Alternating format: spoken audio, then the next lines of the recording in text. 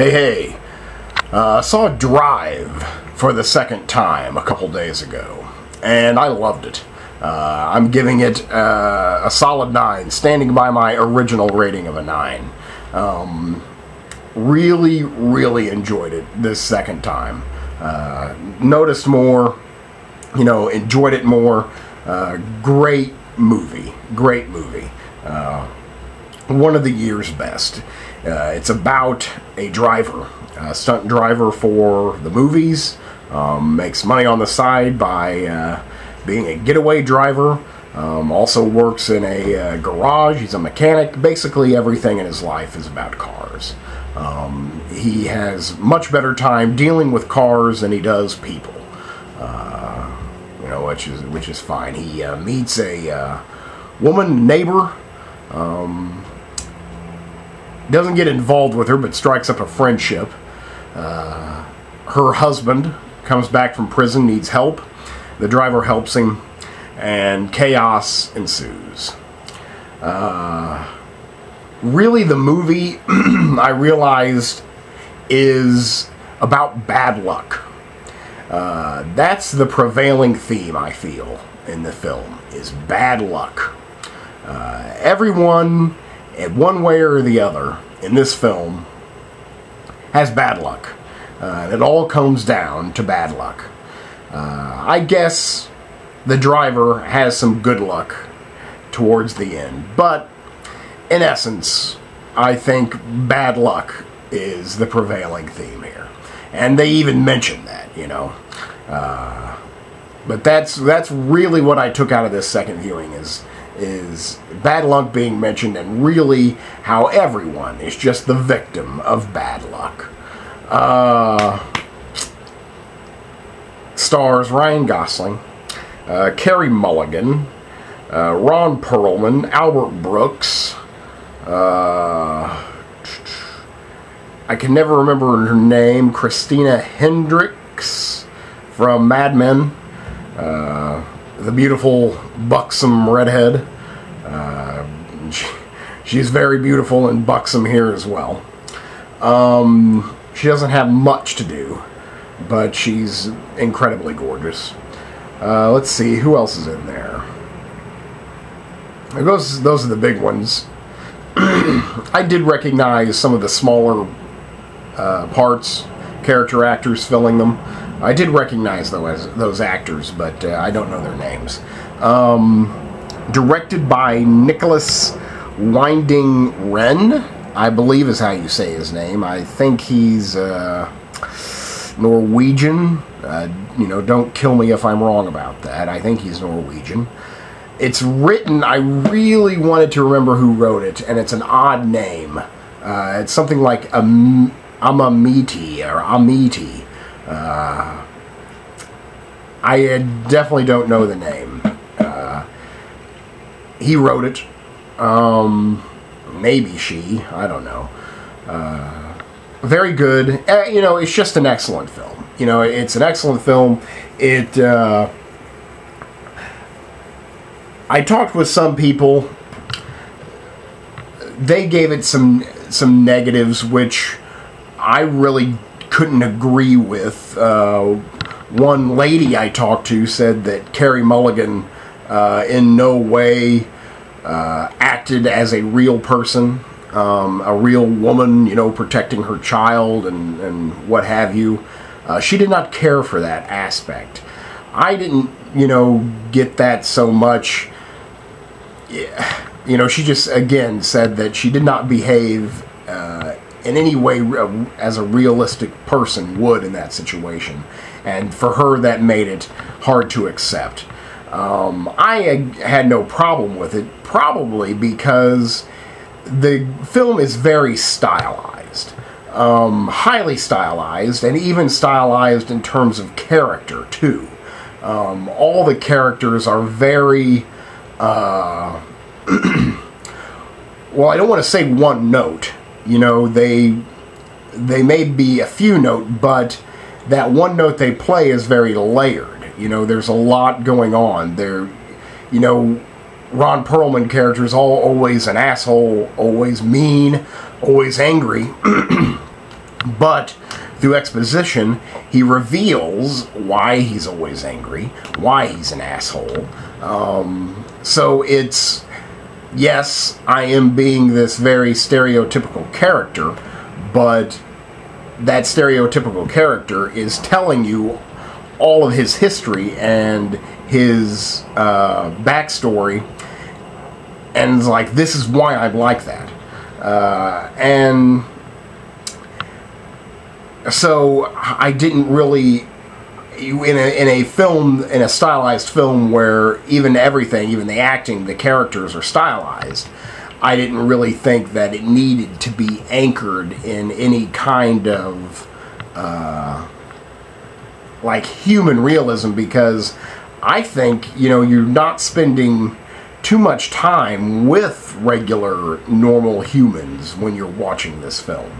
You're basically in a place where you don't want to be. You don't want your life to be anything like this. You don't even want to hear about someone being having their life like this. It's just kind of a nightmare situation, really. And it just happens out of bad luck to someone who does not deserve it. I guess in a way it kind of pays homage to the 70s slasher films in that sense.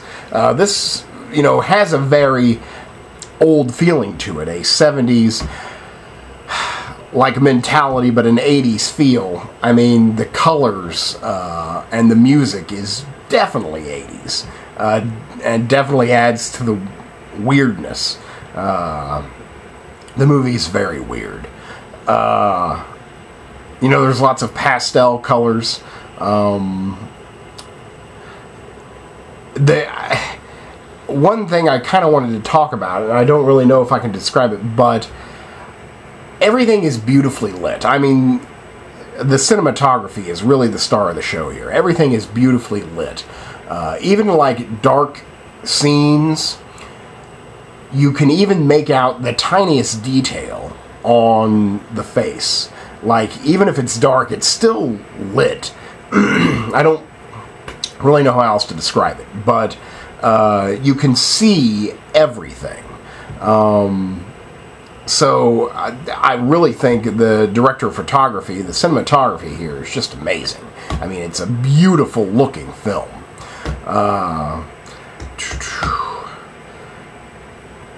Albert Brooks is great. All the acting is great. Ryan Gosling, very weird. I would put this more in the realm of his performance in Lars and the Real Girl, which is probably my favorite performance of his. But this is definitely more, showing that weird side to him that he has, that he displayed in Lars and the Real Girl. So there's definitely lots of, like, staring. He doesn't say much. He doesn't say much until, he has to. And he never seems to have to say much unless he is being a badass. Someone that should not be fucked with. That's when he speaks. When he's with regular people, when he's just, interacting socially throughout his day, I don't know if he's uneasy, but he definitely feels no need to say anything. He's just very stoic. And maybe not even stoic's the right word, because his eyes are always doing something. His eyes are on fire, and his face is on fire. He emotes a lot, where I guess if you're stoic, you don't really emote. But he's very emotive. I mean, he's Ryan Gosling. Albert Brooks is great here. I expect a, Best Supporting Actor nomination for that. He's playing against character. He's chilling. He's got the best lines in the movie. Just a great part. Just a great part. Reminds me of William Hurt. William Hurt in A History of Violence. William Hurt is in A History of Violence, I think, for maybe 8 minutes. maybe less, maybe 6 minutes. And he was nominated for an Oscar for Best Supporting Actor.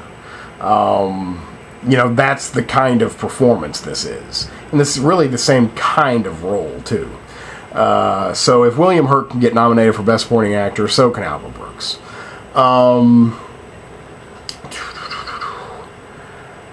I really had a lot of fun with it. I laughed. I maybe laughed because it's uneasy. And it's sometimes outlandish. Again, it's a very stylized film, but the driver wears these beautiful clothes. White satin jackets and white leather shoes. And he becomes scattered with blood. As his white turns to red, he's got blood all over him, and he's just walking through his life like this.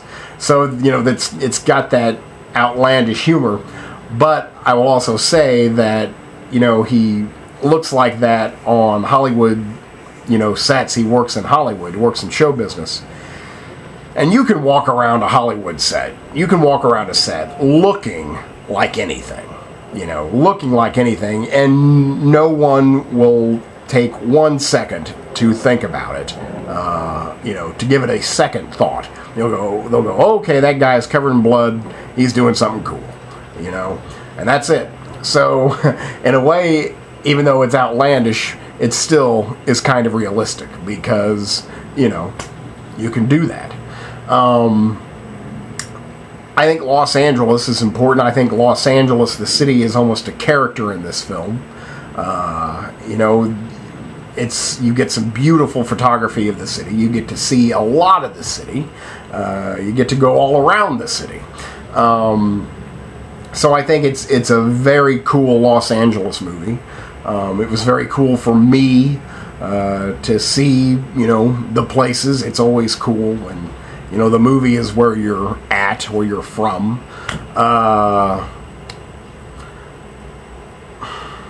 What else? I just really enjoyed it. I don't know what else to say. Very violent.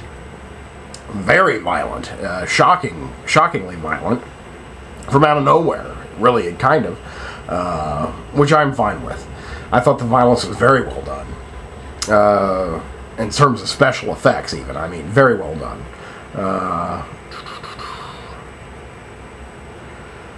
Well, I don't really know what else to say. I really enjoyed it. It was my second viewing. One of the better movies I've seen this year. If you haven't seen it, please go to see it. I think it's probably the best bang for your buck out there right now. I don't know, Moneyball's really good, but I think you would have more fun at this. So, that's Drive. Had a great time seeing it for the second time, and sticking with a solid 9. Thank you very much.